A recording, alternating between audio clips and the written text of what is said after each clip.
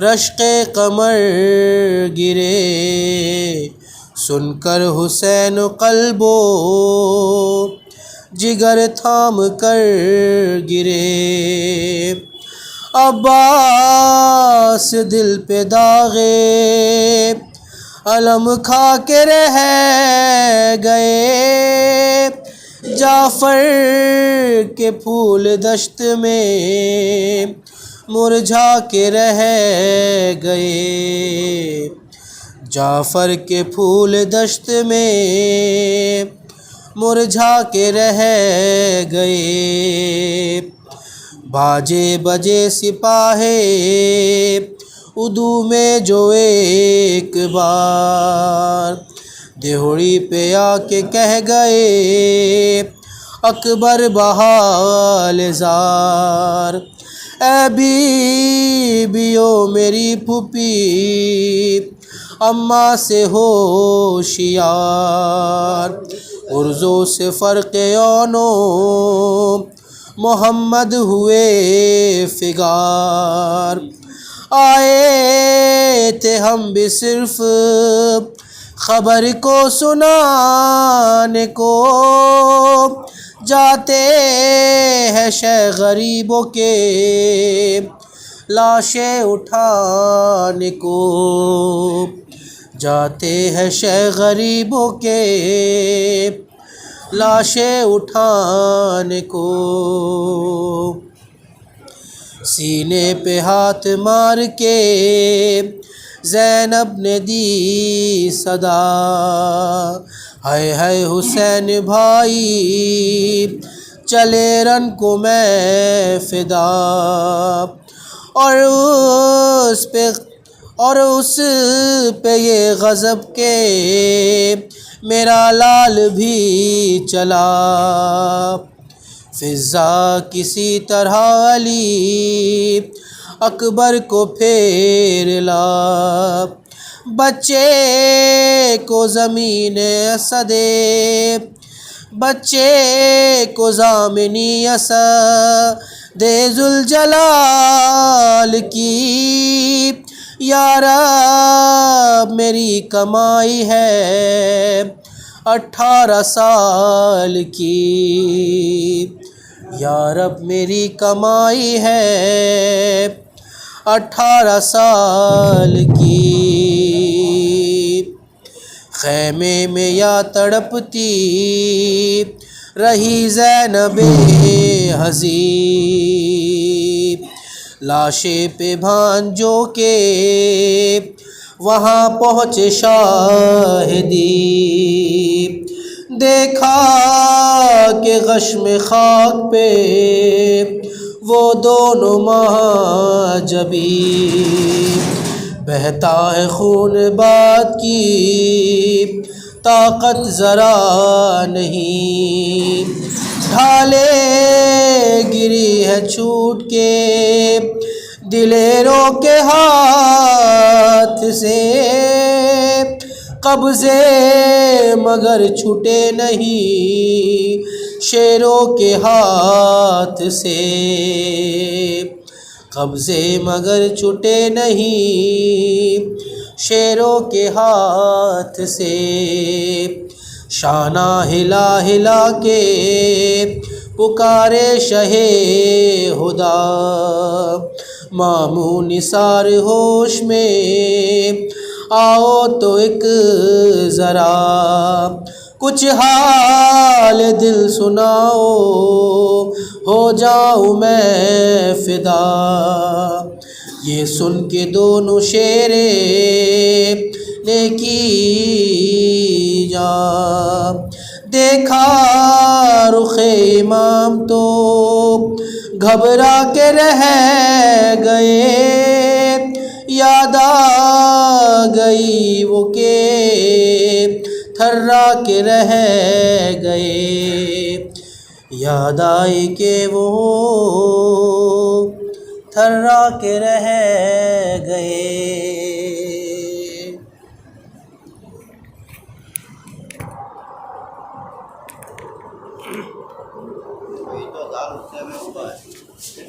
وعلى محمد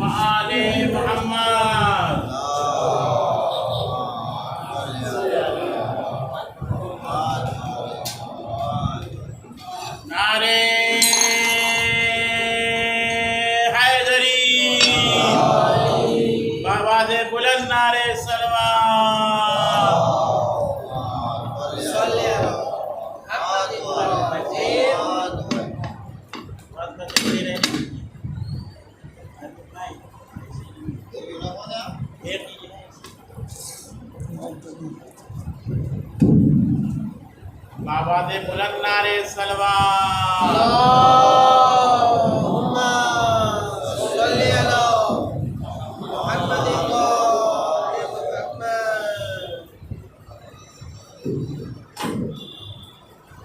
آواز بلند نعرے سلوات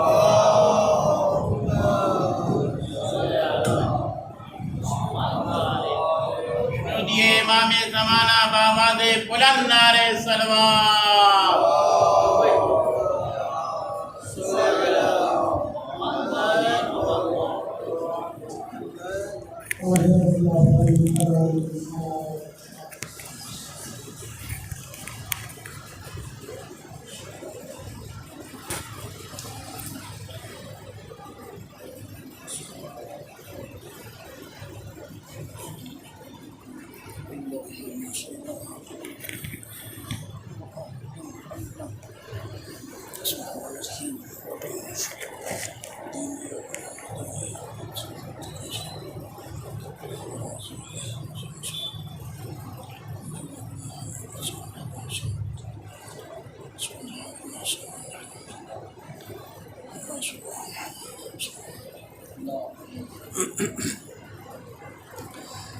لا حول ولا قوة إلا بالله العلي العظيم أعوذ بالله من الشيطان اللعين الرجيم بسم الله الرحمن الرحيم الحمد لله رب العالمين والصلاة والسلام على سید الانبیاء والمرسلین المخاطب بطٰ و یاسین سیدنا و نبینا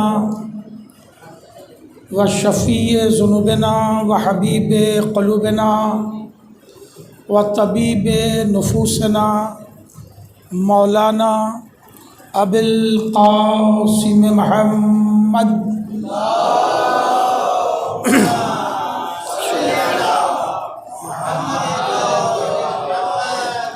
وآلہ الطیبین الطاہرین المعصومین المنتجبین الغر المیامین ولعنۃ اللہ علی اعدائہم وقتلتہم وغاصبی حقوقہم اجمعین من لیلتنا ھذہ الی قیام یوم الدین اما بعد فقد قال اللہ سبحانہ تبارک و تعالی فی کتاب المبین واصدق القائلین بسم اللہ الرحمن الرحیم ان اللہ اصطفیٰ آدم و نوحا وآل ابراہیم وآل عمران علی العالمین صلوات پڑھے محمد وآل محمد۔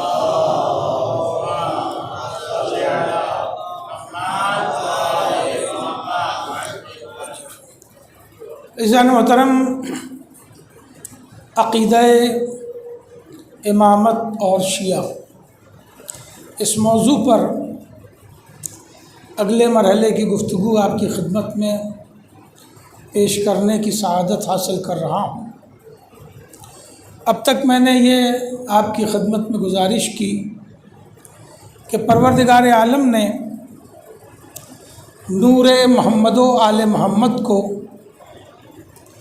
جن اسلاب شامخہ والارحام المطہرہ جو زیارت کا فقرہ ہے کہ اللہ نے نور محمد و آل محمد علیہ السلام کو پاکیزہ ماؤں میں اور روشن صلبوں میں رکھا۔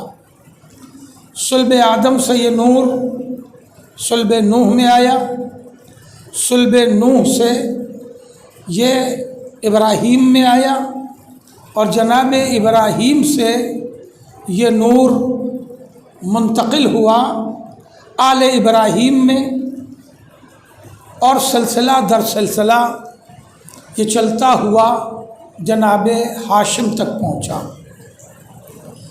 مقام توجہ ہے، بات آ گئی ہے تو اس حوالے سے گفتگو آگے بڑھاؤں کہ نور محمد و آل محمد یہی ہے عقیدہ شیعہ۔ نور محمد و آل محمد صلب ابراہیم میں آیا، پھر صلب ابراہیم سے آل ابراہیم میں منتقل ہوا۔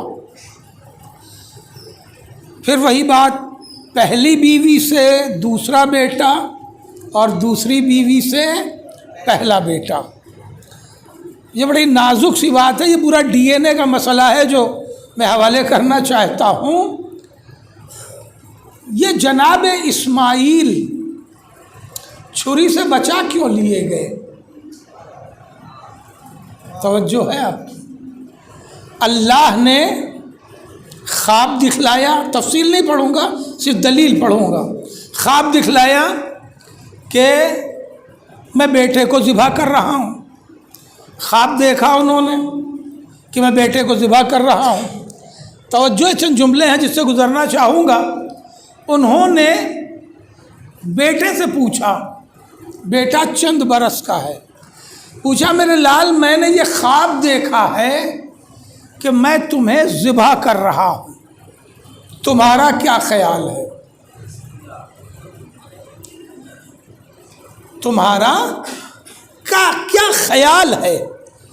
اچھا، اگر بیٹا کہہ دیتا کہ آپ بوڑھے ہو گئے ہیں اور یہ بڑھاپے میں آدمی کو نیند کم آتی ہے، خواب زیادہ آتا ہے، یہ اتنا خطرناک خواب آپ نے دیکھ لیا، آپ ہمیں ماریں گے، تو کیا جناب ابراہیم چھوڑ دیتے؟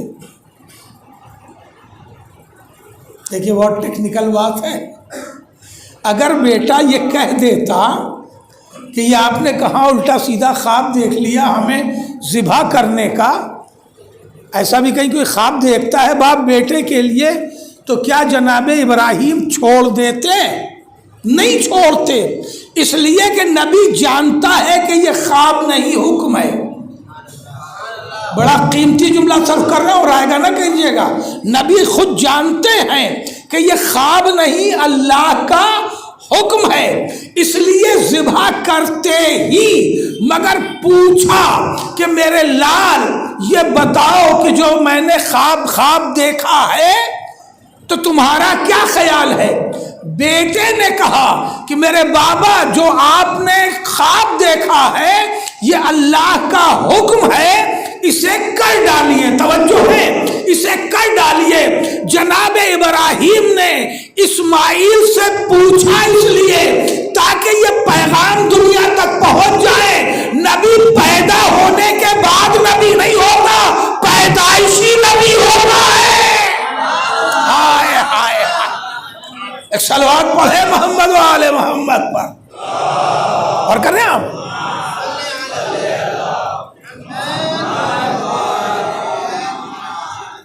اسماعیل نبی ہے، اس لیے وہ میرے خواب کی اہمیت کو سمجھ رہا ہے، اور نبی پیدائشی نبی ہوتا ہے، 40 سال میں نہیں بنتا، 50 سال میں نہیں بنتا، پیدائشی نبی ہوتا ہے۔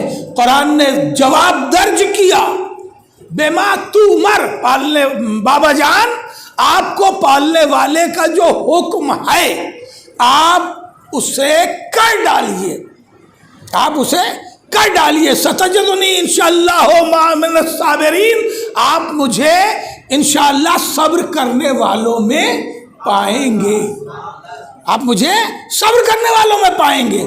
آپ کو جو حکم ملا ہے وہ کر ڈالیے۔ بڑی توجہ چاہتا ہوں، پھر ایک جملہ صرف کر رہا ہوں۔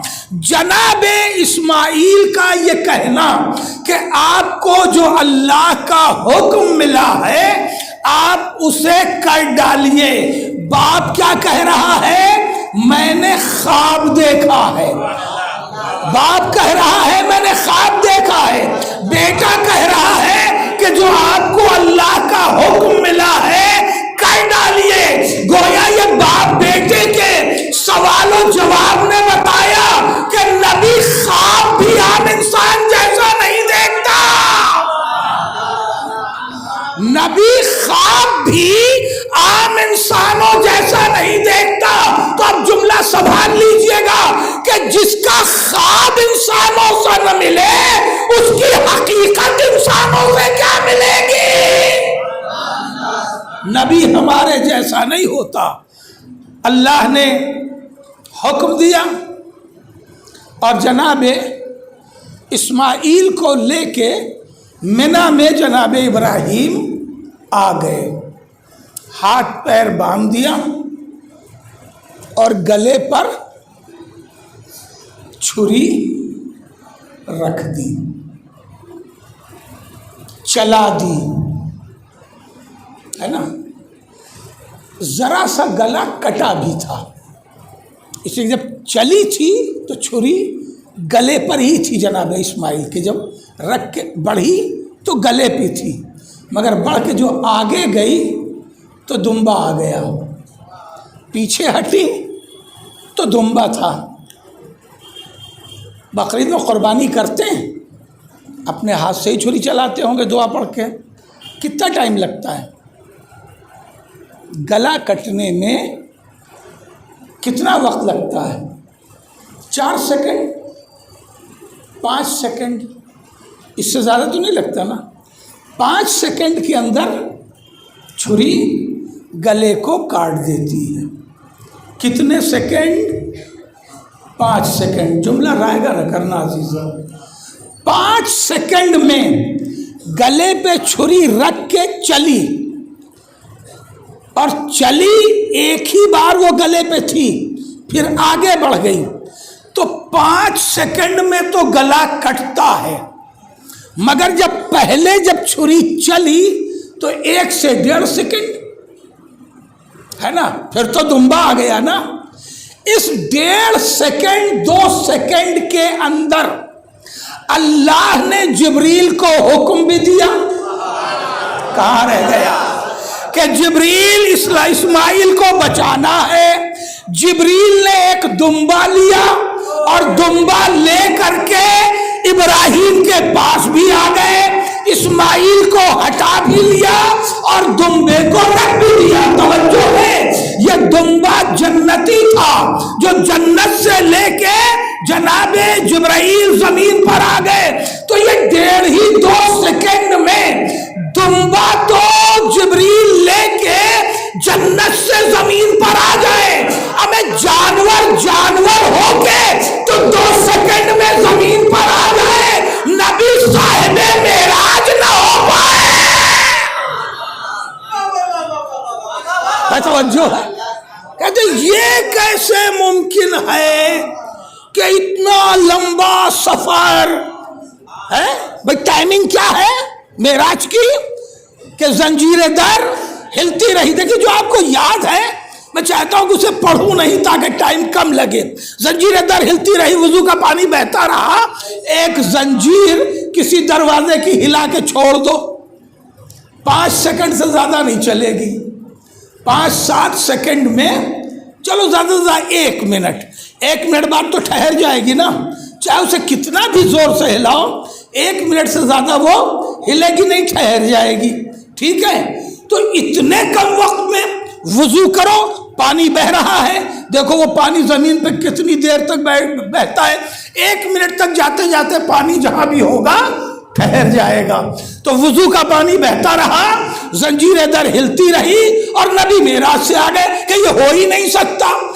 عجیب بات ہے، رسول ہو کے اسی جبریل کے ساتھ. ہاں کہاں ہے آپ؟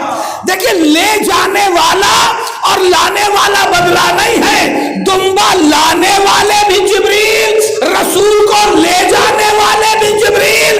جبریل دمبا تو لے آئے اور رسول کو نہ لے جا پائے. اور کہتے ہیں معراج نہیں، اصل میں کہتے ہیں یہ معراج تو روحانی ہے. بات فضائل کی آگے تو جملے عرض کر رہا ہوں. یہ معراج جو ہے یہ روحانی ہے. معلوم ہے روحانی کیوں مان لیتے ہیں؟ جسم تو چلتا پھرتا نظر آتا ہے، روح نظر نہیں آتی ہے. کب ملک الموت آئے نظر نہیں آئے، کب روح نکالی نظر نہیں آئی، کب روح چلی گئی نظر نہیں آئی. تو چونکہ روح نظر نہیں آئی اس لیے کہتے ہیں کہ معراج روحانی ہے. اب یہ جملہ سنو اور میں آگے بڑھ جاؤں. میں نے کہا ٹھیک ہے ہم معراج کو روحانی مان لیں گے، بھائی یہ بتا دو کہ جو دمبا آیا تھا وہ جسمانی تھا کہ روحانی تھا؟ ہائے ہائے ہائے، اگر دمبا روحانی تھا تو معراج روحانی ہے. کہنے لگے روحانی کیسے ہو سکتا ہے، روح ذبح کہیں ہوتی ہے. تم نے کہا جب دمبا جسمانی آ سکتا ہے تو مصطفیٰ کا جسم معراج میں کیوں نہیں جائے گا؟ ایک صلوات پڑھے محمد وآل محمد پر.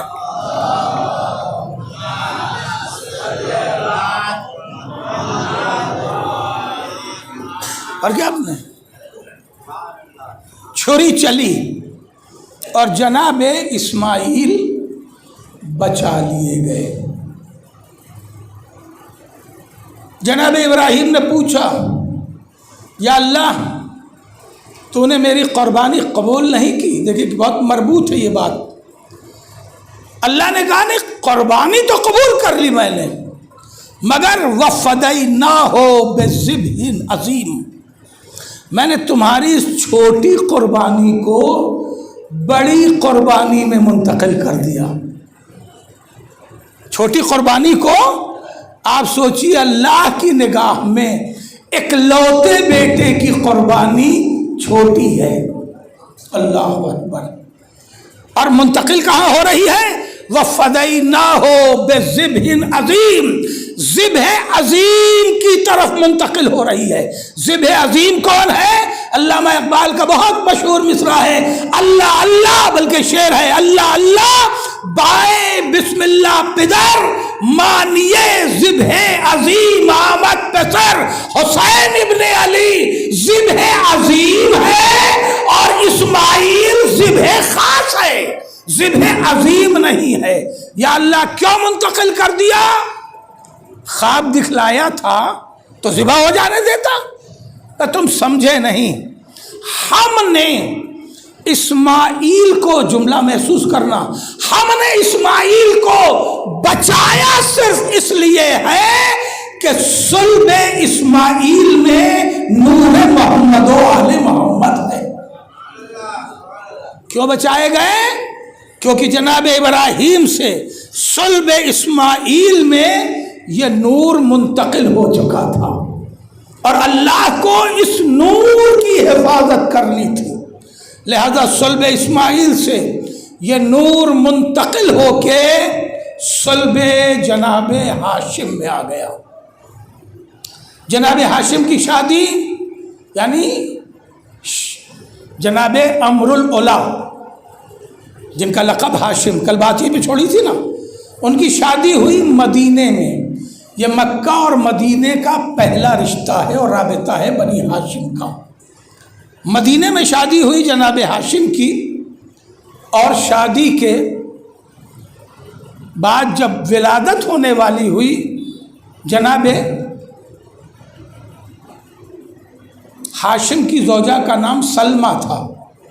جناب سلمہ کے یہاں جب ولادت ہونے والی ہوئی تو انہوں نے کہا کہ میں مائکے جاؤں گی اپنے مدینہ. جناب ہاشم نے پہنچا دیا. ادھر جناب سلمہ مدینے گئیں اور ادھر جناب ہاشم کا انتقال ہو گیا. وہاں جو بچہ ہوا اسی کا نام عبد المطلب پڑا. یہ بھی نام نہیں ہے.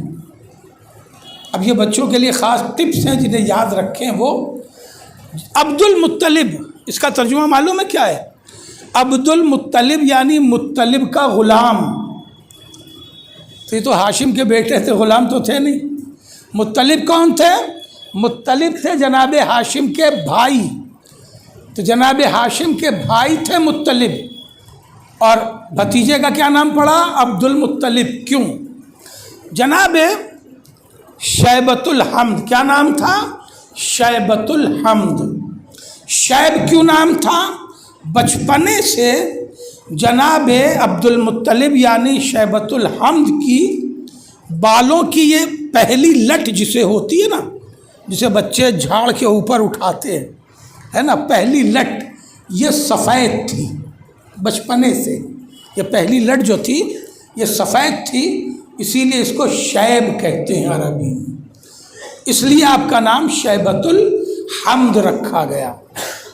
شیبۃ الحمد 4 سال کے تھے اور مدینے کے ایک باغ میں بچوں کے ساتھ کھیل رہے تھے. کھیل کیا تھا؟ موبائل کا گیم نہیں، اوریجنل گیم. کھیل رہے تھے تیر اندازی.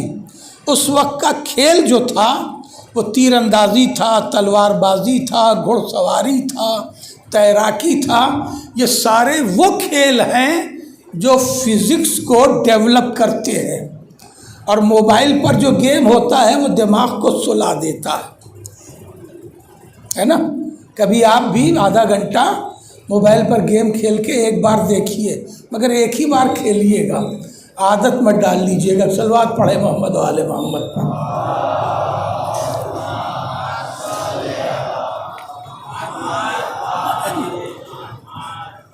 ہر بچے کی عادت ہو گئی ہے موبائل پر گیم کھیلنے کی. بات میں بات آ گئی ہے. پہلے ہم لوگ سفر ٹرین میں کرتے تھے تو اب ادھر برتھ میری ہے، سامنے برتھ جو ہے 2-3 لوگوں کی ہے، تو باقاعدہ 3-4 گھنٹے کے سفر میں یہ معلوم ہو جاتا تھا یہ کہاں کے رہنے والے ہیں، مسلمان ہیں کہ ہندو ہیں کہ سکھ ہیں کہ عیسائی ہیں، ہے نا، کس قبیلے کے ہیں، کیا بزنس کرتے ہیں، ہے نا. یہ معلوم ہو جاتا. 4 گھنٹے کے سفر میں آمنے سامنے بیٹھ کے پڑھتے ہیں، پڑھاتے ہیں، ہم کیا کرتے ہیں ایک دوسرے سے جان جاتے تھے. اور اب سارا دن کا سفر ہو جاتا ہے، باپ بیٹے بات نہیں کرتے. جو بالکل دیکھا ہوا ہے، بالکل مشاہدہ 100% تجربے میں. اس سیٹ پہ باپ بیٹھا ہوا ہے، اس سیٹ پہ بیٹا بیٹھا ہوا ہے، اور ٹرین بنارس سے اور دلی پہنچ گئی، لکھنؤ سے دلی پہنچ گئی. نہ باپ نے بیٹے سے بات کی، نہ بیٹے نے باپ نے بات کی، دونوں موبائل ہی کھیلتے رہ گئے. اور یہ بھی ہوا ہے کہ موبائل ہی کھیلتے رہ گئے، ٹرین اسٹیشن سے آگے چلی گئی. ہاں یہ بھی ہوا ہے. ایک صلوات پڑھ لے محمد و آل محمد.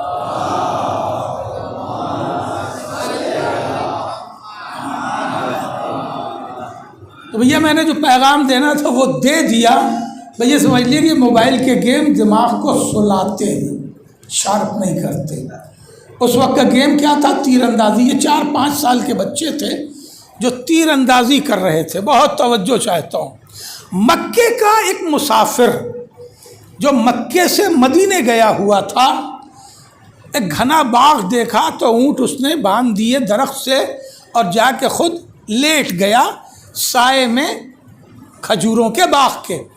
اتنے میں جو کچھ شور کی آواز سنی تو اس نے ادھر دیکھا تو دیکھا 4-5 بچے جو ہیں وہ کھجور کے درخت کے تنے پر تیر چلا رہے ہیں، ٹارگٹ بنا رہے ہیں، نشانہ لگا رہے ہیں. تیر کا 1 تیر 2 تیر اپنا کھیل رہے ہیں. اسی میں سے 2 بچوں نے شیبۃ الحمد سے کہا، جس کا نام عبد المطلب پڑھے گا، ابھی پڑھا نہیں ہے. شیبۃ الحمد سے کہا تم بھی تیر چلاؤ. اس نے کہا ہمیں بہت اچھی تیر چلانے آتی ہے، ہمیں مت بتاؤ. کہا ایسے زبانی نہیں ہوتا، چلاؤ تو صحیح. تو جناب شیبۃ الحمد نے تیر اور کمان اٹھائی اور ایک تیر لگایا. بڑی توجہ چاہتا ہوں، پتہ نہیں بات کہاں تک پہنچا پاؤں گا. ایک تیر نشانے پہ لگایا. تیر جا کر کے جو انہوں نے ٹارگٹ بنایا تھا نقطے کے اندر دھس گیا.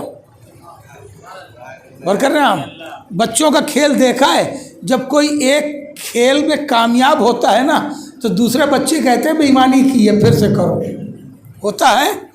ان بچوں نے بھی یہی کہا کہ نہیں یہ تو اچانک لگ گیا، اس سے نہیں ہوتا، یہ ہم نہیں مانیں گے، لو دوسرا تیر چلاؤ. تو جناب شیبۃ الحمد نے دوسرا تیر اٹھایا اور اب جو تیر چلایا ہے تو پہلے تیر کے پر میں جا کے دوسرا تیر پھنس گیا. ہائے ہائے. پہلے تیر کے پر میں دوسرا تیر پھنس گیا. بچے متحیر، یہ کیونکہ وہ تیر ٹارگٹ سے تو نکالا نہیں تھا، اسی میں جا کے پھنس گیا. انہوں نے کہا نہیں ہم یہ نہیں مانیں گے، پھر ایک تیر چلاؤ. جب تیسرا تیر چلایا تو وہ دوسرے تیر کے پر میں جا کے پھنس گیا. تو جو یعنی 3 تیر معلق ہو گئے۔ یہاں میں آپ کو ٹھہراؤں، اموی بادشاہ نے 5ویں اور 6ٹھے امام کو دعوت دی تھی اپنے یہاں، آئیے کچھ مسئلہ سرکاری ہے، اسے آپ سے مجھے ڈسکس کرنا ہے، کچھ معاملہ ہے، تفصیل پڑھوں گا تو بہت بات بڑھ جائے گی۔ ایک معاملہ تھا، ایک جگہ پانی نہیں نکل رہا تھا، مسافران حج کو پریشانی تھی، اس سلسلے میں وہ امامت کے علم سے فائدہ اٹھانا چاہتا تھا تو ظالم ہی، مگر امامت کی ذمہ داری تھی مسئلہ حل کرنا۔ تو 6ٹھے اور 5ویں امام وہاں پہنچ گئے تو وہاں بادشاہ کے یہاں بھی تیر اندازی کا کھیل ہو رہا تھا۔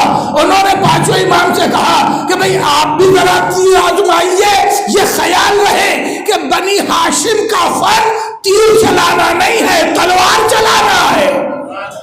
بنی ہاشم کا فن تیر چلانا نہیں ہے، تلوار چلانا ہے۔ کسی کے یہاں، نہ حمزہ کے یہاں، نہ جعفر کے یہاں، نہ مولائے کائنات کے یہاں، نہ امام حسن کے یہاں، نہ امام حسین کے یہاں، نہ جناب عباس کے یہاں کہیں بھی جنگ آپ کو ان سے تیر و کمان کی نہیں ملے گی، تلوار کی ملے گی۔ یہ بنی ہاشم کا فن تھا، مگر اس نے یہ کہا کہ ان کا فن جو ہے وہ تو تلوار بازی ہے اور ان کو ہم تیر میں شرمندہ کر دیں گے۔ کہا لیجئے مولا ذرا تیر چلائیے، کا ہمارا کھیل کود سے کوئی شغف نہیں ہے، کوئی لگاؤ نہیں ہے، مجھ سے کام کی بات کر۔ کہا نہیں مولا ذرا دیکھے تو صحیح۔ اور امام نے جب تیر اور کمان اٹھایا تو ایک نہیں 7 تیر ایک دوسرے میں پیوست کر دیے۔ آئے ہائے عظمت امام پہ بلند ترین صلوات۔ اور کریں ہم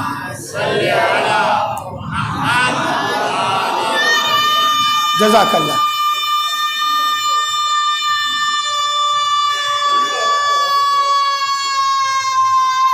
حیدری حیدری، سلامت رہو سلامت رہو خوش رہو، مگر نعرہ لگا رہو، موبائل کھیلنا مت، موبائل میں گیم نہیں کھیلنے کا ہے۔ ایک اور صلوات پڑھ لے محمد و آل محمد۔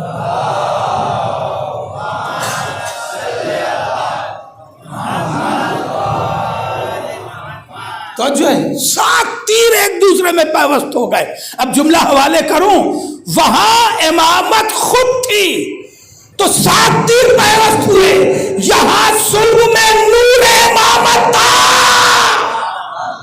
3 تیر پیوست کر دیے۔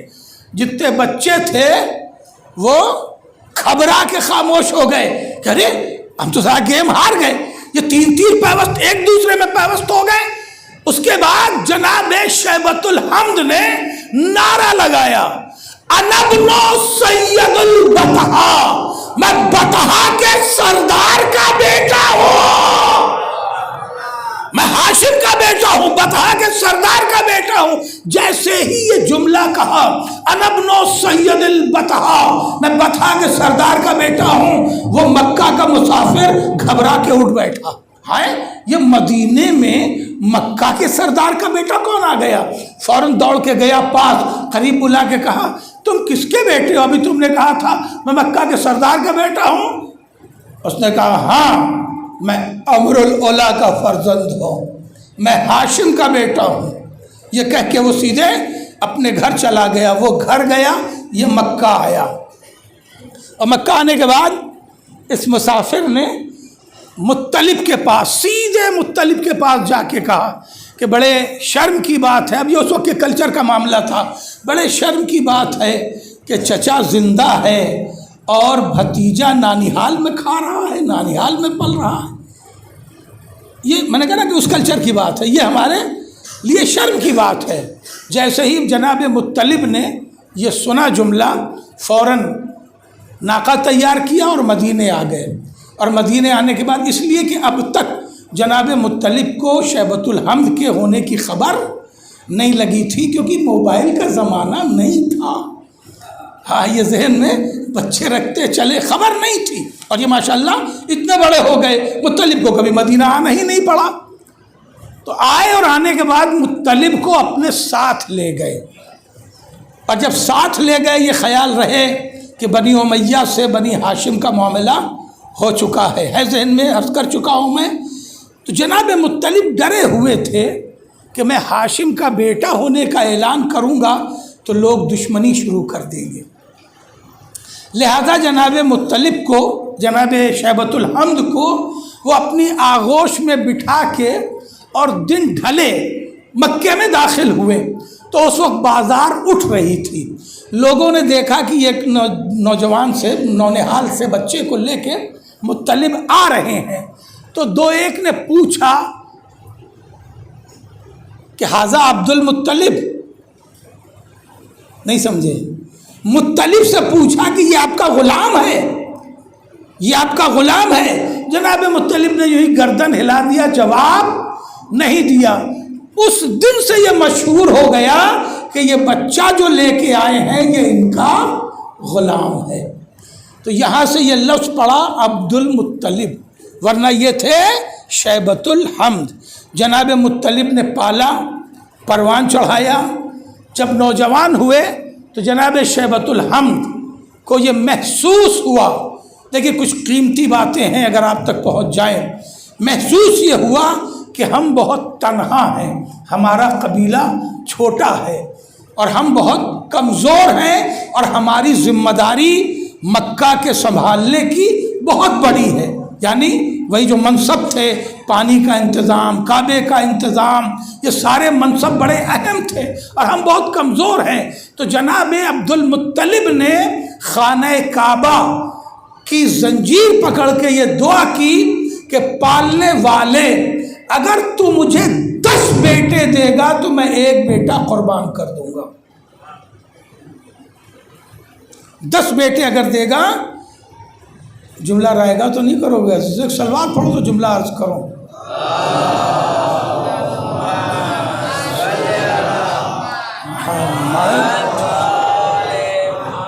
یہ شیبۃ الحمد عبد المطلب کی دعا ہے کہ پالنے والے تو مجھے 10 بیٹا دے گا تو میں ایک بیٹا قربان کر دوں گا۔ اللہ سے 10 مانگے تھے، نہ 9 ملے نہ 11۔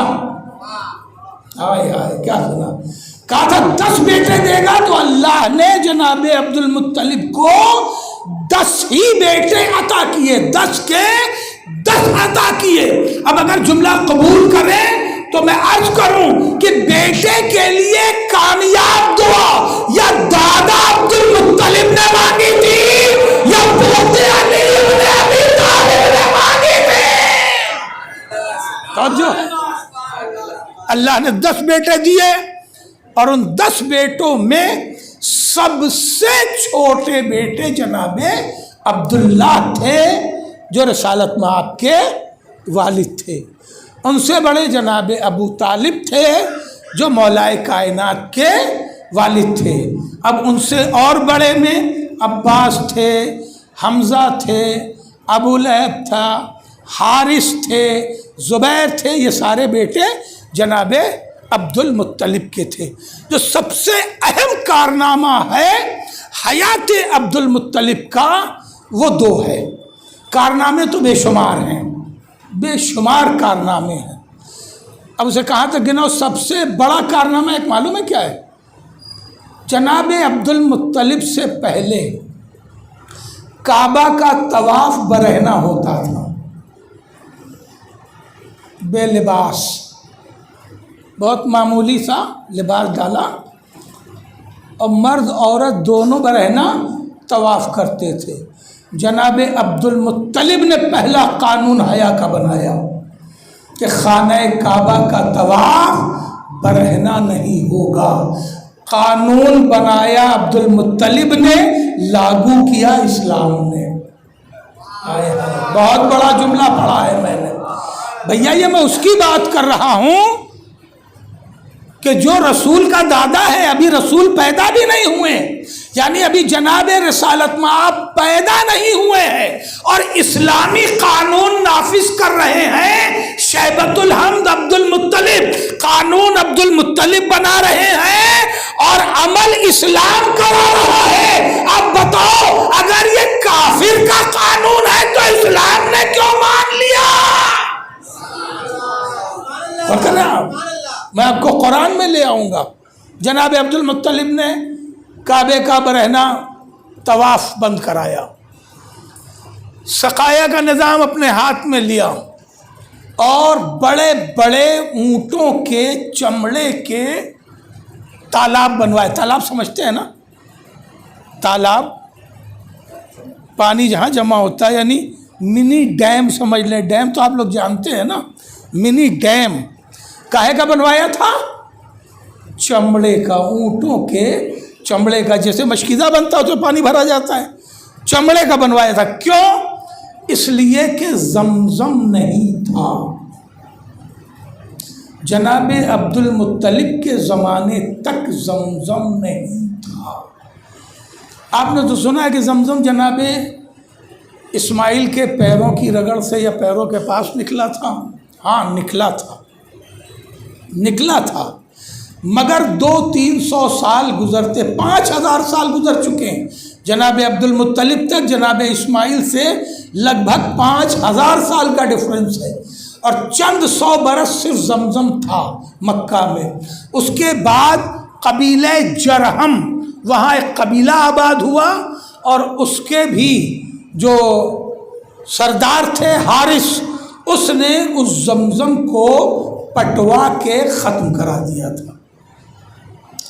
اور کئی ہزار سال گزر گئے تھے اور کسی کو پتہ نہیں تھا کہ زمزم بھی کوئی چیز ہے.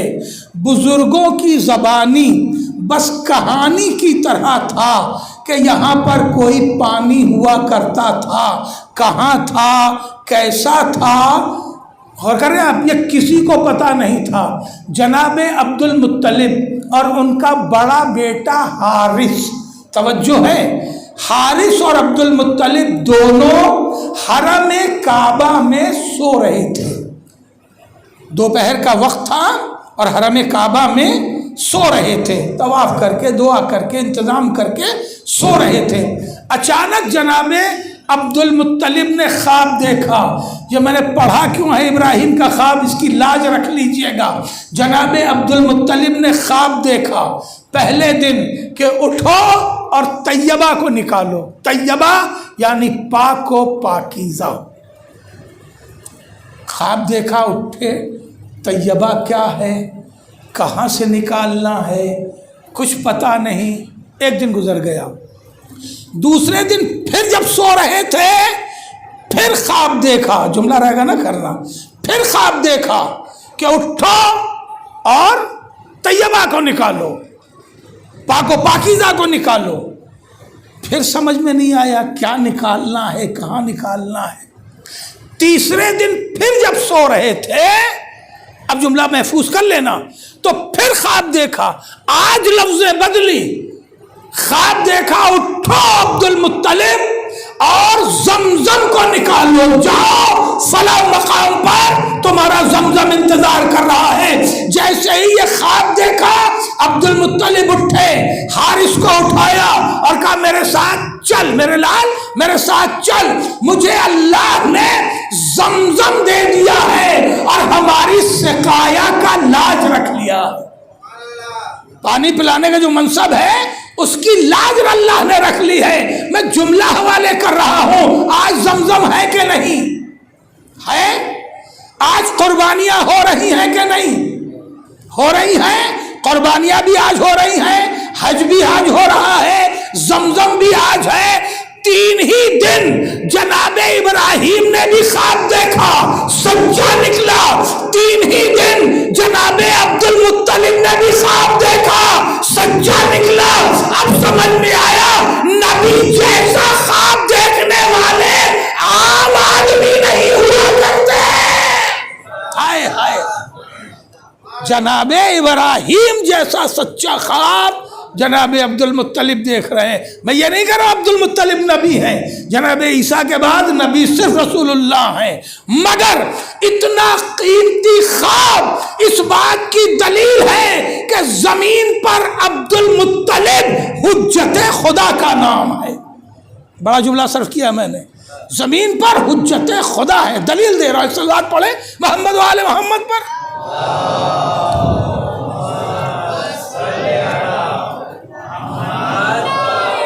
جزاک اللہ. جناب عبد المطلب نے کھودنا شروع کیا اس مقام کو جہاں زمزم تھا، اور وہی زمزم نکلا تھا صفا کے بائیں سمت۔ کھودتے کھودتے اکیلے ہیں، کوئی دوسرا ساتھ نہیں، بے ہوش ہو گئے۔ حارث نے انہیں باہر نکالا، ہوش آیا، اس کے بعد پھر اترے، کھودنا شروع کیا، پھر بے ہوش ہو گئے۔ بیٹے نے جو مدد کر رہا تھا پتھر باہر نکالنے میں، پھر باہر لے آیا، پھر ہوش آیا، پھر کھودنا شروع کیا۔ یہ کیوں جان دے رہے ہیں؟ اس لیے کہ جانتے ہیں کہ خواب سچا ہے اور یہ حکم اللہ کا حکم ہے۔ نتیجتاً زمزم نکلا، اور جیسے ہی زمزم نکلا ویسے ہی امیہ کا بیٹا ابو سفیان کا باپ حرب اپنے قبیلے کو لے کے آ گیا، اور اس نے کہا پانی کا بٹوارا ہوگا۔ یہ دیکھیے تاریخ اس مکہ میں یہ پہلی پانی کے اوپر معرکہ آرائی ہے، پانی کا بٹوارا ہوگا۔ جناب عبد المطلب نے کہا کہ بھئی دیکھو، پانی تمہیں جتنا چاہیے تم نکالو، جتنا ہمیں چاہیے ہم نکالیں گے، جتنی ضرورت ہو نکالا جائے گا، بٹوارا نہیں ہوگا۔ کہا نہیں، بٹوارا ہوگا، یعنی باقاعدہ کنویں پر بیچ میں دیوار پڑے گی اوپر سے، یعنی ادھر سے تمہارا ڈول جائے گا اور ادھر سے ہمارا ڈول۔ جناب عبد المطلب نے کہا نہیں، پانی پہ بٹوارا نہیں ہوگا۔ گھبرا تو نہیں گئے؟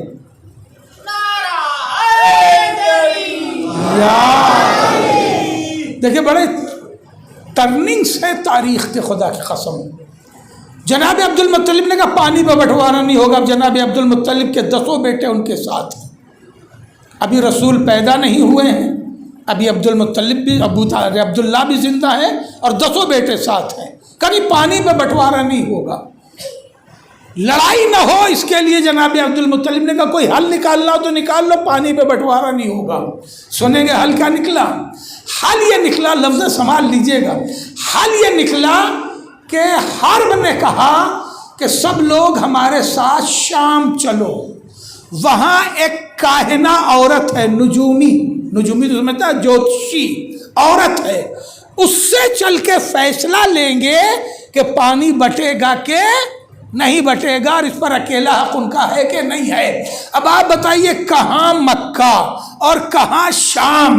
یہ حرب شام کیوں جانا چاہتا ہے؟ یاد آیا کل کا جملہ؟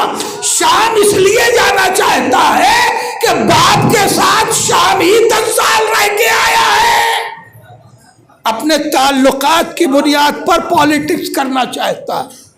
جناب عبد المطلب نے کہا پرواہ نہیں، چلو جہاں چاہو چلو، اس لیے کہ حق کو خوف نہیں ہوتا، سچ کبھی ڈرتا نہیں۔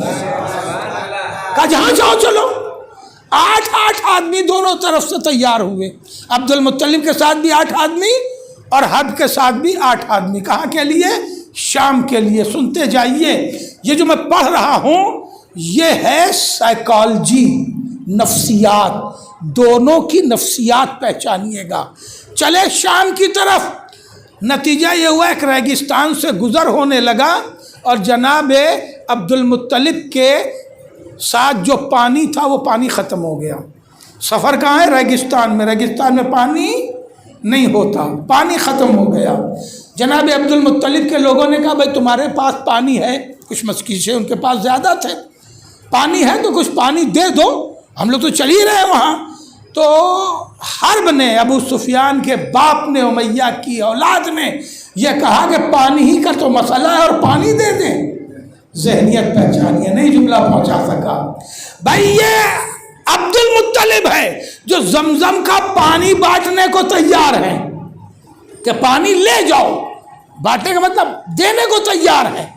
یہ ہے عبد المطلب جو پانی دینے کو تیار ہے، اور یہ ہے یزید کا پردادا، معاویہ کا دادا، جو پانی دینے کو مشکیزے سے بھی تیار نہیں۔ کہ پانی ہی کی تو لڑائی ہے، پانی کیسے دے دیں گے؟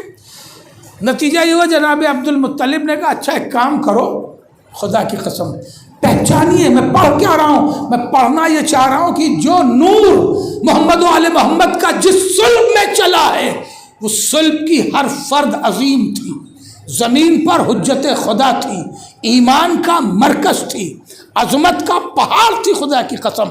जनाब अब्दुल मुत्तलिब ने कहा अच्छा काम करो, हर आदमी अपनी अपनी कब्र खोदो। रेगिस्तान है, हर आदमी अपनी अपनी कब्र खोदो, हम भी अपनी कब्र खोदेंगे। सिर्फ इसलिए, अरे है खुदा की कसम, क्या तारीख निचोड़ रहे हैं जनाब अब्दुल मुत्तलिब। इसलिए अपनी अपनी कब्र खोदो कि जो पानी नहीं दे सकता वो लाशें दफन नहीं करेगा। आए आए, क्या सुन रहे हो मेरे अजीज? जो पानी नहीं दे सकता वो लाशें दफन क्यों करेगा? ये बात है करबला से 150 साल पहले की तकरीबन, और फैसला हो गया जो पानी नहीं दे सकता वो लाशें दफन नहीं करेगा। करबला में यजीदियों के लाशें दफन हुए, हुसैनियों के लाशें दफने हुए। जो पानी नहीं दे सकता वो लाशें दफन नहीं करेगा। इसलिए कब्र हर आदमी अपनी अपनी खोद ले, ताकि 8 में से 7 लोग तो दफन हो जाएंगे, जो आखिरी बचेगा तो एक ही लाशा बेगोरो कफन रहेगा। चूँकि जनाब अब्दुल मुत्तलिब बहुत ताकतवर थे तो उन्होंने 10 मिनट के अंदर अपनी कब्र खोद डाली, और खोदने के बाद अपने ऊँट के ऊपर जा करके बैठ गए, और बाकी 7 लोग अपनी अपनी कब्रें खोदने में लगे हुए हैं। कब्र कहाँ खोद रही है? यहाँ पर, यहाँ पर, यहाँ पर 10-10, 5-5 फीट दूरी पर कब्रें खोद रही हैं। तो कब्र खोद रही तो 5 फीट, 4 फीट, 8 फीट गहरी खोद रही है ना, और सब रेत ही निकल रही है। और जनाब अब्दुल मुत्तलिब अपने ऊँट के ऊपर बैठे हुए हैं। इतने में जनाब अब्दुल मुत्तलिब ने कहा कि ये भी कोई जवान मर्दी नहीं है कि हम कब्र तो खोदें और एक कोशिश और न करें। हम में हिम्मत है तो हम कोशिश करके देखते हैं, शायद कहीं किलोमीटर 2 किलोमीटर में पानी मिल ही जाए। ये कह के जैसे ही जनाब अब्दुल मुत्तलिब ने अपने ऊँट को उठाया, उस ऊँट के दाहिने पैर के नीचे से चश्मा फूट पड़ा। हाय हाय हाय भाई, तवज्जो है। वहां जिंदगी बचाने के लिए पानी जमजम का निकला तो वो एक नबी की एड़ियां थी, और यहां जिंदगी बचाने के लिए अब्दुल मुत्तलिब के नाके के पैर के नीचे से जमजम निकला। एक सलवात पढ़े मोहम्मद वाले मोहम्मद पर।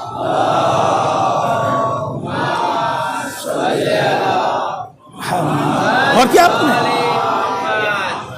हर काफिर ने इसे मोजज़ा माना, अल्लाह का करम और रहमत मानी। क्यों?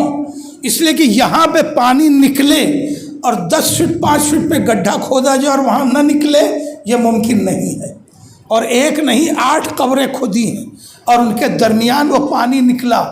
जैसे ही पानी निकला तो सब टूट पड़े। तारीख से तारीख मिलाते चलिए, मुझे रोकिए नहीं, सब टूट पड़े। बनी उमैया वाले भी टूट पड़े, कह रहे हम भी सूखी मशकीज़ें भर लें, खाली मशकीज़ें भर लें। तो अब्दुल मुत्तलिब वाक़ई जो लोग 7 और थे, उन्होंने कहा नहीं, अब हम पानी ये नहीं लेने देंगे, तलवारें निकाल ली। जनाब अब्दुल मुत्तलिब ने कहा पानी ही तो हम पिलाने के लिए आए हैं, वहां जमजम भी हम ही पिलाएंगे, यहां भी पानी हम ही पिलाएंगे। अब समझ में आया, हुसैन जो हुर को पिला रहे हैं ये खानदानी काम है। हाय हाय हाय, एक सलवात पढ़े मोहम्मद वाले मोहम्मद पर। और क्या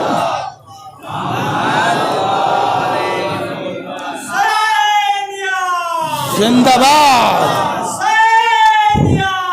जिंदाबाद,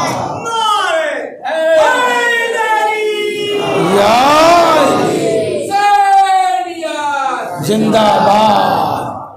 अजीजों, सब ने पानी भर लिया, उमैया वालों ने भी, अब्दुल मुत्तलिब वालों ने भी। अब अब्दुल मुत्तलिब ने कहा हक बोलता है। अब्दुल मुत्तलिब वाले ने कहा चलो भाई जल्दी चलो, टाइम बहुत गुजर गया, शाम चलते हैं। तो बनी उमैया यानी हर्ब के जो साथी थे, उन्होंने कहा अब हम शाम नहीं जाएंगे, हर्ब को जाना है तो अकेले जा। नहीं जुमला पहुंचा। जो 7 आदमी हर्ब के साथ थे انہوں نے کہا اسے جانا ہے تو یہ اکیلے جائے، اب ہم نہیں جائیں گے، اس لیے کہ فیصلہ جوتشی سے کیا کرائیں، فیصلہ تو اللہ نے یہاں کر دیا، اللہ نے فیصلہ یہاں کر دیا۔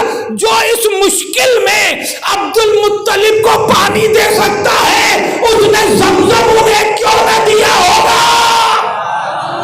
تو جو ہے فیصلہ ہو گیا اور زمزم پہ بٹوارا نہیں ہوا، مگر اب جملہ قیمتی حوالے کرنا چاہتا ہوں کہ زمزم پہ بٹوارا نہیں ہوا اور عبد المطلب چلے آئے۔ آج 70-100 سال ہونے کو آ گئے، تقریباً 70-100 سال سے سارے حاجی زمزم پی رہے ہیں اور طواف کعبہ کر رہے ہیں، نہ بیٹے کا احسان مانتے نہ دادا کا احسان مانتے۔ اور جو ہے مولانا نے ایک جملہ پڑھا تھا، یاد آ گیا جناب کی موجودگی کے حوالے سے، کہ جب ابو بصیر کے چہرے پر سے امام نے ہاتھ پھیرا تو انہیں سب وہاں جانور دکھائی دینے لگے۔ کیوں؟ گئے تو حج کی نیت سے تھے، مگر جانور دکھ کیوں رہے ہیں؟ اس لیے جانور ہو گئے کہ جو کعبہ علی کی بدولت ملا اس کی محبت نہیں، جو زمزم دادا کی بدولت ملا اس کی محبت نہیں۔ اور کر رہے ہیں آپ نہیں جملہ پہنچا سکا۔ ارے بھائی کسی کی دل میں محبت رکھے بغیر اس کے گھر میں جاؤ گے تو انسان نہیں کہلاؤ گے۔ ایک صلوات پڑھے محمد و آل محمد پر۔ اور کیا دیکھیے وقت تو تمام ہونے کو آ گیا۔ یہ پہلا کارنامہ جناب عبد المطلب کا کہ سارے عالم اسلام کو کھویا ہوا زمزم حوالے کیا۔ دوسرا کارنامہ، ابھی ولادت رسالت مآب ہوئی نہیں ہے، یہ ذہن میں رہے، اب میں قرآن سے قریب کر دوں اور گفتگو سمیٹ لوں گا۔ دوسرا اہم ترین کارنامہ عہد جناب عبد المطلب کا۔ ابرہہ نام سنا ہوا ہے، تفصیل نہیں پڑھوں گا، یہ شہنشاہان روم کا گورنر تھا، خود بادشاہ نہیں تھا، بادشاہ تھے شہنشاہان روم۔ شہنشاہان روم جو ہیں وہ عیسائی تھے۔ انہوں نے یہ دیکھا کہ سارے عرب جو ہیں وہ مکہ جاتے ہیں، ادھر کوئی نہیں آتا، تو ہمارے بزنس پہ اثر پڑتا ہے۔ جب ایک پیریڈ ہوتا ہے جو اس میں لوگ چلے جاتے ہیں، اب اونٹ سے جانا ہے تو سمجھ لیجئے کہ 6 مہینہ نکل جا رہا ہے۔ تو اس نے کہا ایک کام کرتے ہیں کہ شام میں ہی ایک دوسرا کعبہ بنا دیتے ہیں۔ میں نے کسی دن عرض کیا تھا کہ شام جو ہے وہ روم کا گیٹ وے ہے، یورپ کا گیٹ وے شام ہے، اور بہت ہی اسٹریٹجیکل اس کی پوزیشن ہے، اسی لیے وہ آج تک جو ہے وہ امریکہ اور رشیا اور اسرائیل اور ترکی کا نوالا بنا رہتا ہے بیچارہ۔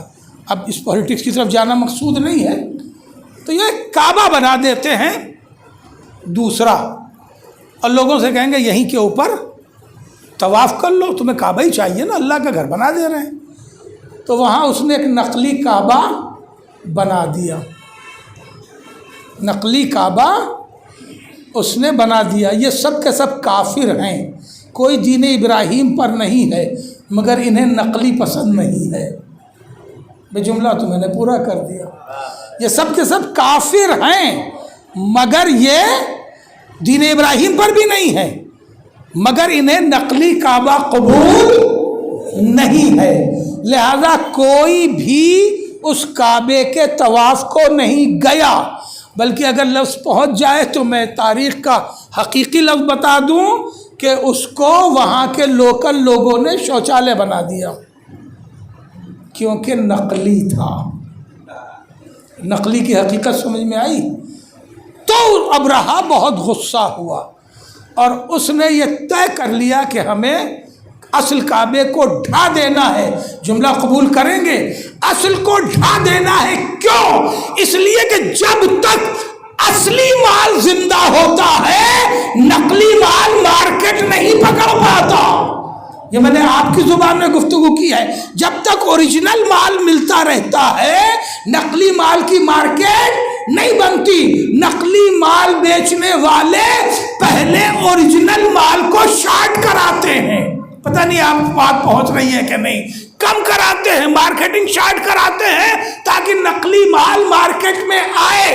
اس کا نقلی کعبہ قبول نہیں کیا گیا تو اس نے کہا ہم اصلی کعبے کو منہدم کر دیں گے۔ توجہ ہے، علی سے دشمنی اسی لیے خلافت ہو رہی کہ جب تک اصلی زندہ رہے گا۔ صلوات پڑھے محمد وآل محمد۔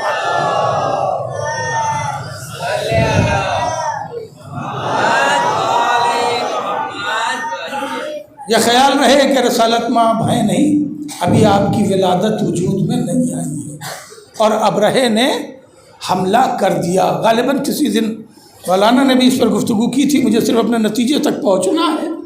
اور جناب عبد المطلب، اللہ اکبر، کلید بردار کعبہ، ذمہ دار کعبہ، اشجع عرب، سردار قریش، سردار بنی ہاشم، سقایا ان کے ہاتھ میں، لوایا ان کے ہاتھ میں، سارے منصب ان کے ہاتھ میں، قضایا ان کے ہاتھ میں، اور کعبے پہ حملہ کرنے کے لیے ابرہہ آ گیا۔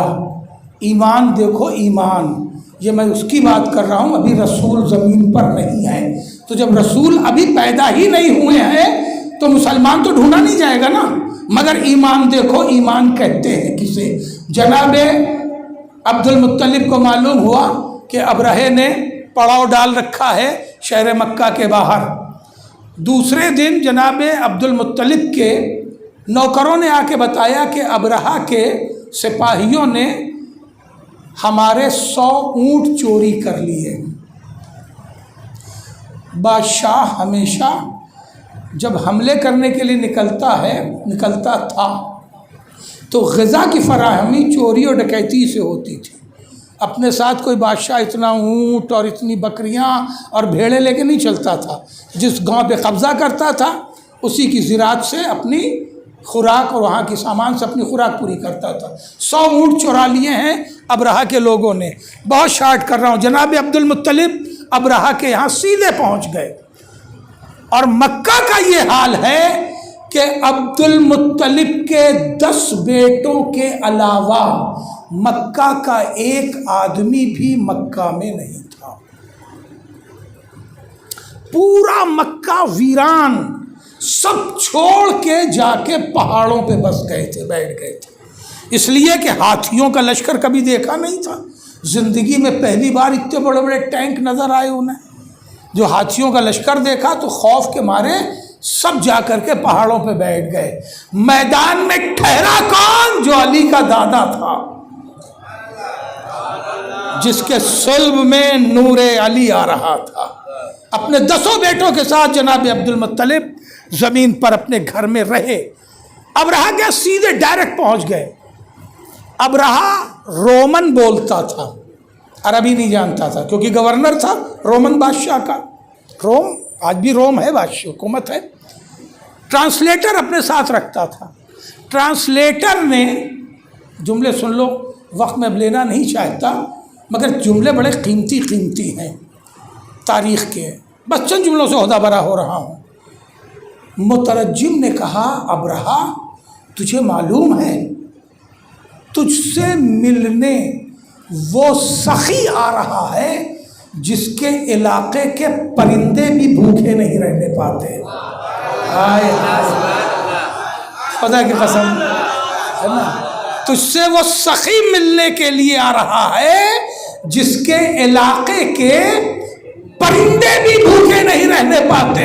میرے پاس اتنا وقت نہیں ہے کہ میں روایتوں کو ریلیٹ کرتا چلوں، مگر بس ایک جملہ سن لو۔ یہ دادا کا تعارف ہو رہا ہے کہ جس کے علاقے کے پرندے بھی بھوکے نہیں رہنے پاتے، اور مسجد کوفہ سے علی نکلتے ہیں اور جہاد سمت اشارہ کرتے ہیں۔ صحابی پوچھتا ہے مولا کیا کر رہے ہیں؟ کہ دنیا کو تقسیم کر رہا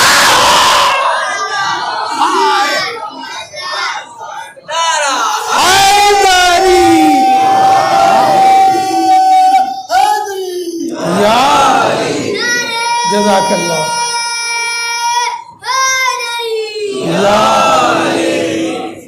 تو اس سے وہ ملنے آئے جس کے علاقے کے پرندے بھی بھوکے نہیں رہنے پاتے. اس لیے کہ لوگوں کا خیال کرنا تو اپنی جگہ.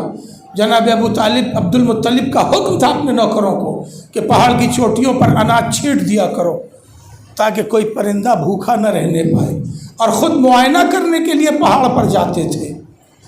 اور کر رہے ہیں آپ نے اس طرح سن لیا کہ جیسے کسی امام باڑے کی چھت پر آنا تھا.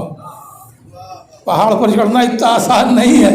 پہاڑوں پہ خود جایا کرتے تھے، اور اگر اناج بچا ہوا نہیں پاتے تھے تو نوکروں پہ ناراض ہوتے تھے کہ اناج کچھ بچا نہیں رہ گیا، کہیں ایسا نہ ہو کوئی پرندہ بھوکا رہ گیا. اللہ اکبر. اسی لیے اس نے کہا تھا جس کے علاقے کے پرندے بھی بھوکے نہیں رہنے پاتے. یہ سننا تھا کہ ابرہہ اپنے تخت سے اتر کے نیچے فرش پر بیٹھ گیا. تخت پہ بیٹھا ہوا تھا جب جناب عبد المطلب گئے تھے. تخت سے اتر کے نیچے زمین پہ بیٹھ گیا اور جناب عبد المطلب کو بھی اپنے ساتھ بٹھا لیا. یہ عزت دینا تھا. کیوں؟ اس لیے کہ تخت پہ تو ایک ہی جگہ ہوتی ہے. اکیلا وہ بیٹھا تھا. اب عبد المطلب آتے تو یا نیچے بیٹھتے یا کھڑے رہتے. تو اس نے عزت دی عبد المطلب کو اور نیچے آ کے خود بھی بیٹھ گیا اور عبد المطلب کو بھی بٹھایا. بات چیت ادھر ادھر کی کرنے کے بعد کیسے حالات ہیں، کیا ہیں، ادھر ادھر کی بات، موسم کیسا ہے یہاں کا اور باغات کیسے وغیرہ وغیرہ، ٹائم پاس. دو چار جملے کے بعد جناب عبد المطلب آپ کا آنا کیسے ہوا؟ خدا قسم ایمان دیکھو، یہ وارث ابراہیم ہیں، یہ نبوتوں کے وارث ہیں، انوار محمد و آل محمد کے امین ہیں. جناب عبد المطلب نے کہا کہ تیرے سپاہی میرے 100 اونٹ چرا لائے ہیں، لہذا میرے اونٹ مجھے واپس کر دے. آپ نے بڑی آسانی سے سن لیا میرے بھائی. جو اتنا بڑا لشکر لے کے آیا ہے کعبہ ڈھانے کو، اس سے جناب عبد المطلب ڈائریکٹ کہہ رہے ہیں کہ میرے اونٹ مجھے واپس کر دے. یہ دھمکی آمیز لفظ ہے کہ نہیں ہے؟ ابرہے نے مترجم سے، ٹرانسلیٹر سے یہ کہا کہ اس آدمی سے کہو کہ جب یہ آیا تھا تو میں نے اسے اتنی عزت دی کہ میں اوپر سے تخت سے نیچے آ گیا، مگر یہ آدمی بہت ذلیل ہے. بات سمجھ میں آ رہی ہے؟ کسی سے اس طرح بات کر دی جائے نا تو پھر اس کی بولی بند ہو جاتی ہے، اس پر ایک بڑا اٹیک پڑتا ہے کہ یہ آدمی تو بہت کمظرف ہے. جناب عبد المطلب کے چہرے پہ اس کا ذرا بھی اثر نہیں ہوا. مترجم سے ذرا کہا اس سے ذرا پوچھ تو کہ یہ آیا تھا تو اس نے عزت کی. میں نے کہا تھا کیا کہ میری عزت کر. اب یہ کہہ رہا ہے کہ یہ آدمی بڑا کمظرف ہے تو ذرا پوچھ تو لو. جملہ خدا کے لیے رائگاں نہ کرنا، اس لیے کہ یہ ایمان کا نچوڑ دے رہا ہوں آپ کو میں، اس گھرانے کے ایمان کا نچوڑ. کل میں سورہ قریش پڑھ چکا. جناب عبد المطلب نے کہا پوچھو کہ اس نے مجھے کمظرف کیوں کہا ہے. ابرہے نے کہا انہیں جواب دو کہ میں نے انہیں کمظرف اس لیے کہا ہے کہ انہیں معلوم ہے کہ میں کعبے کو ڈھانے کے لیے آیا ہوں، اس کے باوجود یہ اپنے اونٹ مانگ رہے ہیں، کعبے کی سفارش نہیں کر رہے ہیں. جناب عبد المطلب نے جواب دیا سن ابرہا، اونٹوں کے مالک ہم ہیں لہذا اونٹ مانگ رہے ہیں، کعبے کا مالک اور ہے، وہ اپنا گھر بچا لے گا. ہائے ہائے ہائے، عظمت عبد المطلب پر بلند ترین صلوات. اور کر رہے ہیں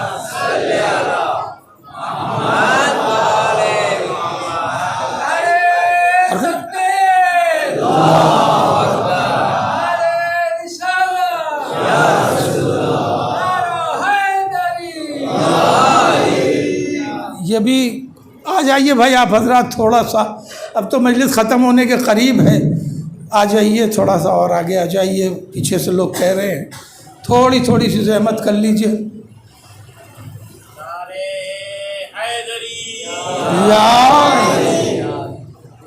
آ جائیے صلوات پڑھ لیجئے ایک اور محمد والے.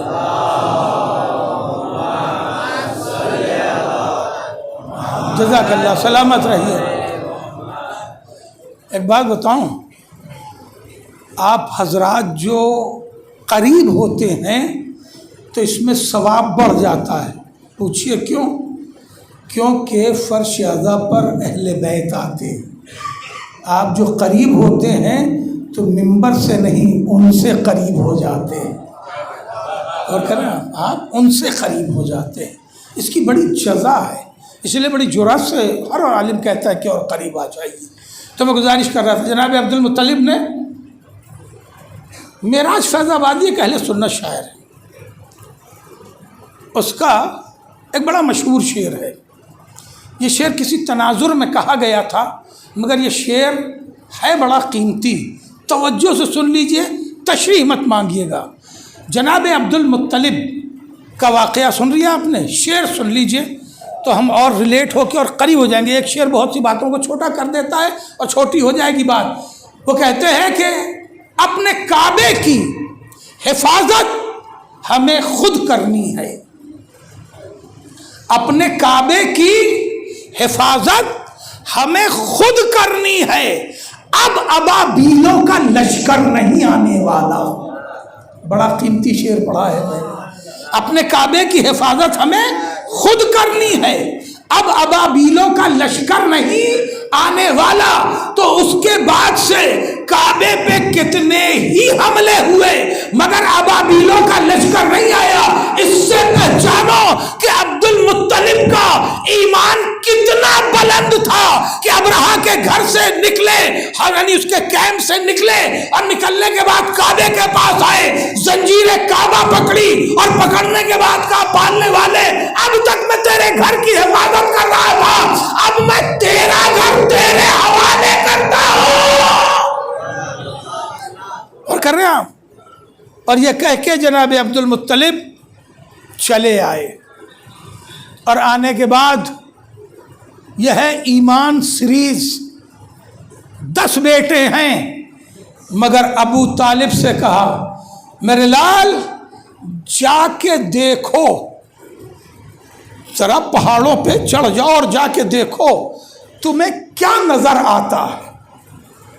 جناب ابو طالب گئے اور جانے کے بعد پہاڑ پہ چڑھے، اور چڑھنے کے بعد بہت تیزی سے آئے، اور آنے کے بعد کہا بابا جان ایک سمت سے ایک کالی گھٹا سی آ رہی ہے۔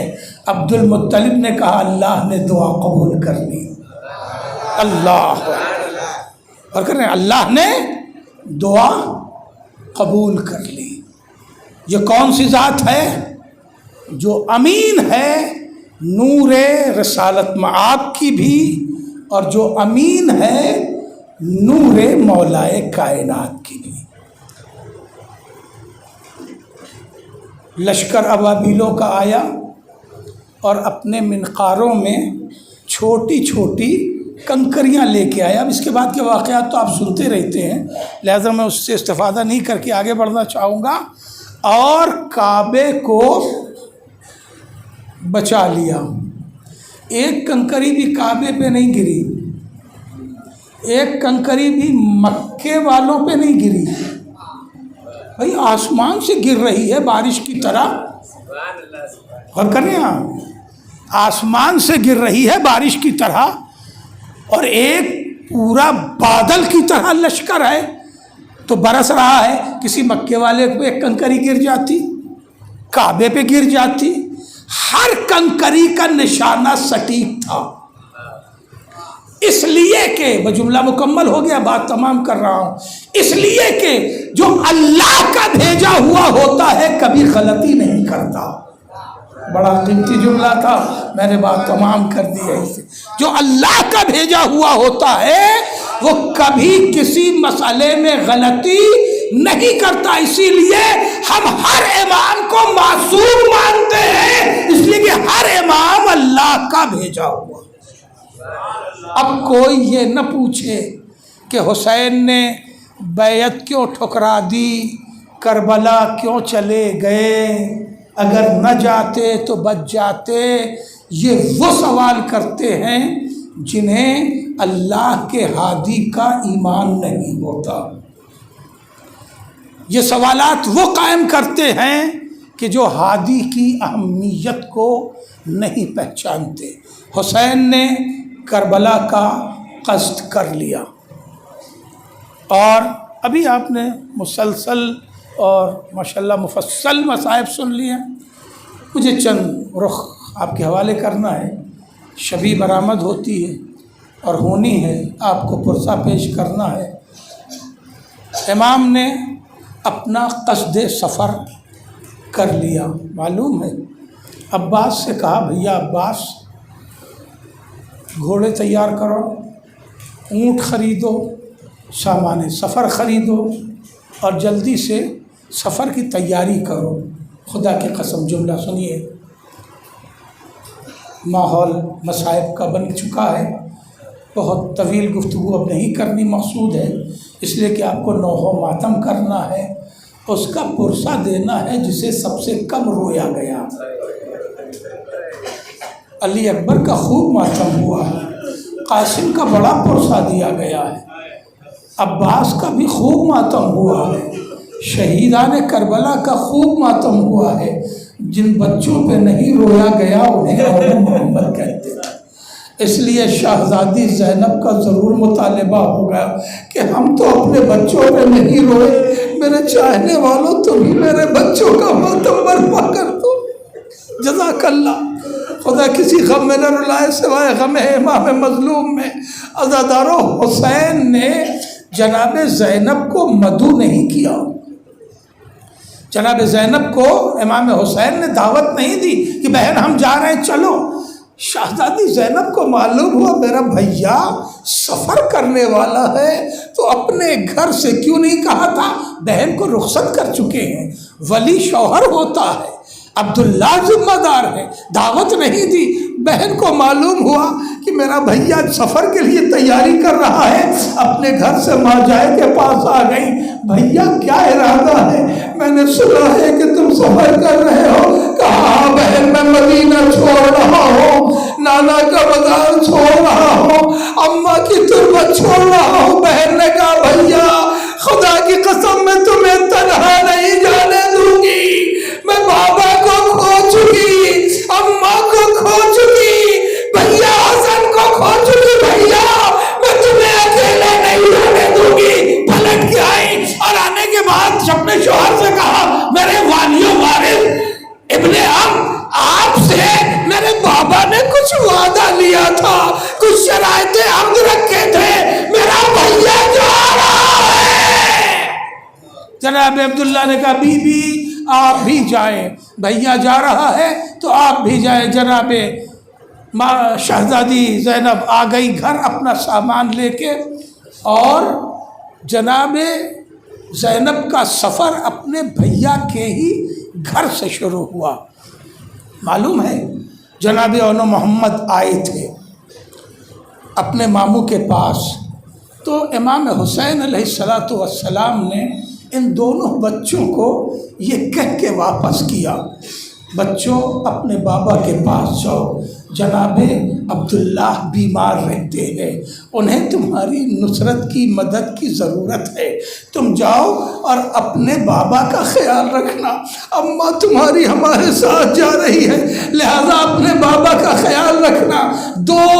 جناب امام حسین 28 صفر کو چلے ہیں اور 3 شعبان کو مکہ پہنچے ہیں۔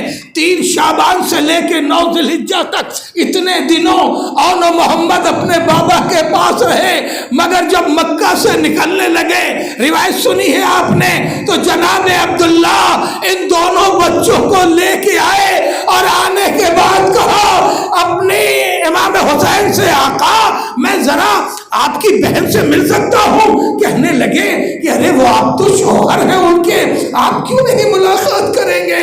تو جناب زینب کے پاس آنے کے بعد ایک ہی جملہ کہا میں آپ کو لینے نہیں آیا ہوں، میں ان دونوں کو آپ کے حوالے کرنے آیا ہوں، جہاں آقا کو ضرورت ہو قربان کر دیجیے گا۔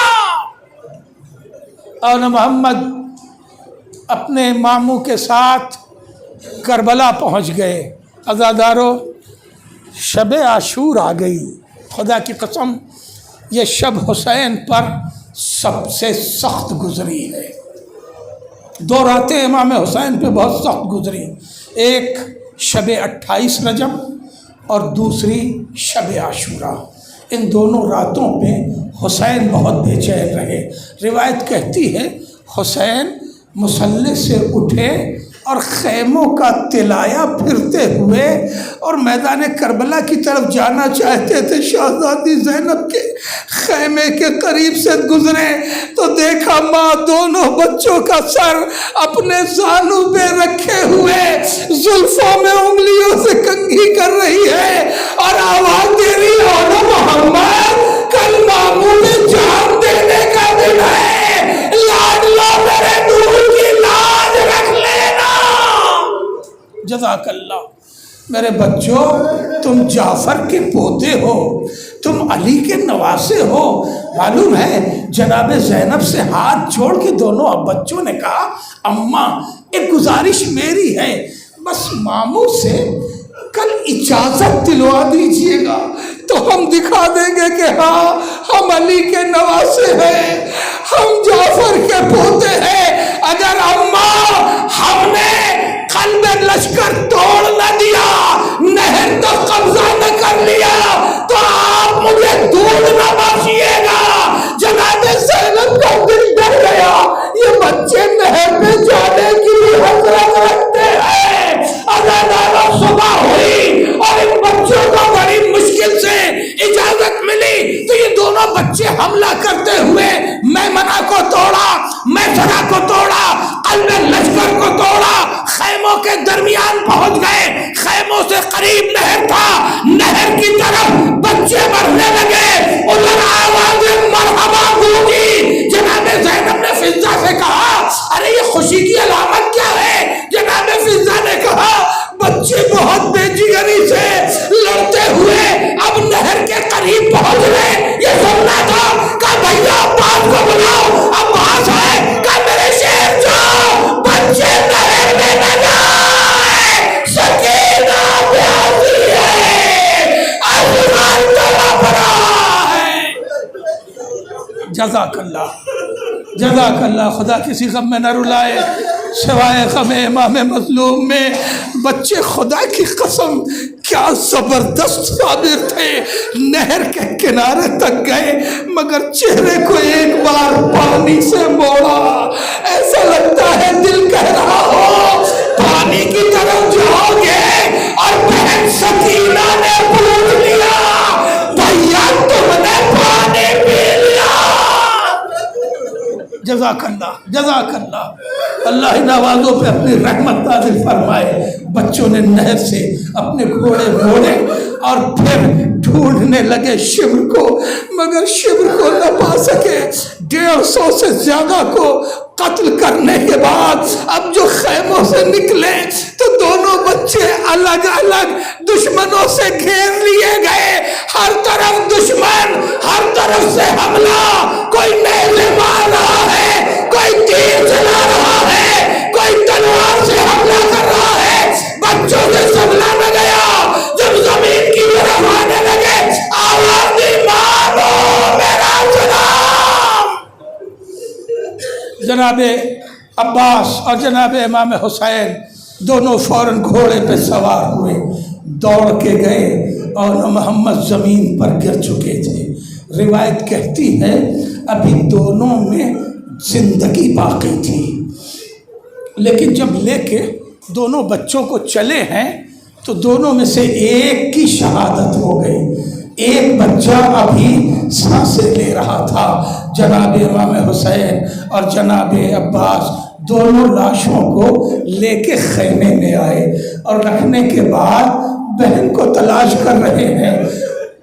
عبداللہ کا لاشا آیا، زینب سامنے تھی۔ محمد کا لاشا آیا، زینب سامنے تھی۔ اور ابن علی کا لاشا آیا، زینب سامنے تھی۔ عبد الرحمن کا لاشا آیا، زینب سامنے تھی۔ یہ مولا محمد کے لاشے آئے، بہن نظر نہیں آتی۔ آواز دی فضا، ماں جائی کہاں ہے؟ آواز دی آقا وہ خیمے میں زمین پہ سر رکھے ہوئے آواز دے رہی پھال لے والے اس قربانی کو قبول کر لے مگر زہرا کا لال بن جائے۔ اجرکم اللہ۔ سنو گے بس آخری فقرہ، जनाब उम्मे कुलसूम बच्चों का लाशा आया है, जिसने हर एक का मातम किया हो वो अपने बच्चों ही का मातम न करे। जनाब उम्मे कुलसूम या बरिवायते जनाब फिज़ा जनाब ज़ैनब को ले आई। तसव्वुर शर्त है, दो लाशें बराबर के रखे हुए हैं और जनाब ज़ैनब आई, दोनों लाशों के दरमियान शहजादी ने अपने को गिरा दिया, एक हाथ और के सीने पे रखा, एक हाथ मोहम्मद के सीने पे रखा, आवाज दी मेरे लाडलो अपनी माँ को माफ कर देना। माँ रोना चाहती है मगर माँ रोएगी नहीं। मेरे लाडलो अम्मा से मेरी कह देना, ज़ैनब ने मेरा मातम नहीं किया, ज़ैनब अपने माँ जाए की इन्ना लिल्लाह।